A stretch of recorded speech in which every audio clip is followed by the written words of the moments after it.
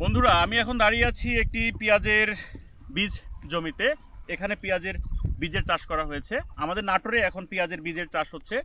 এই পেঁয়াজের বীজের চাষ করার জন্য আমাদের এঁটেল বা বেলে দোআঁশ মাটির প্রয়োজন হয়।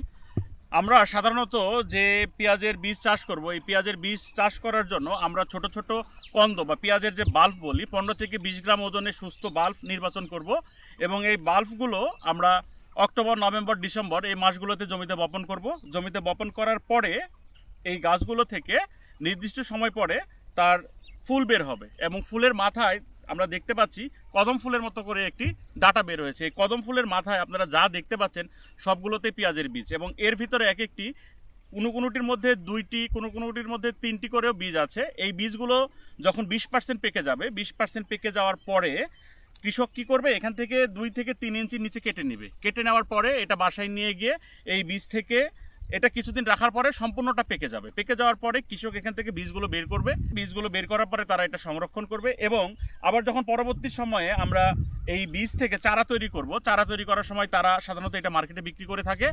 এবং মজার বিষয় হচ্ছে এই বিঘাতে 50 থেকে 70 কেজি পর্যন্ত বীজ হয় এবং এটা নির্ভর করে আপনি কি ধরনের মাটি বাল্ব রোপণ করেছিলেন। বাল্ব যদি ভালো হয়, জমির ম্যানেজমেন্ট যদি ভালো হয়, সেক্ষেত্রে বীজের প্রোডাকশন ভালো হয়। সেক্ষেত্রে জমিতে কিছু কিছু সাধারণত পোকামাকড় বা ছত্রাকের আক্রমণ করে, এগুলোর জন্য রিকমেন্ডেড বিভিন্ন ওষুধ আছে।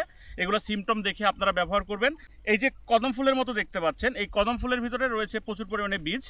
আর এই বীজ যখন কৃষকরা বিক্রি করে, সাধারণত বীজের সময়ে প্রতি কেজি বীজ মানভেদে 5 থেকে 8,000 টাকায় বিক্রি হয়। এখানে এই জমিতে বা যে জমিতে আপনারা চাষ করবেন, চাষ করার ক্ষেত্রে খেয়াল রাখবেন জমিটা যেন অবশ্যই পানি বেঁধে না থাকে।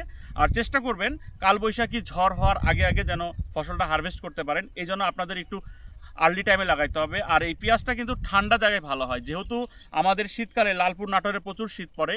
এই জন্য আমাদের এখানে পরীক্ষামূলকভাবে এখন পেঁয়াজের বীজের চাষ করা হচ্ছে এবং মোটামুটি এই কৃষকটা সফল। যদিও পলিনেশন একটু খারাপ হওয়ার কারণে বীজের পরিমাণটা কমে গিয়েছে। আমি ওনার সাথে কথা বললাম, উনি হ্যান্ড পলিনেশন করাননি। হ্যান্ড পলিনেশন করালে হয়তো তার বীজের পরিমাণটা একটু বেশি হতো।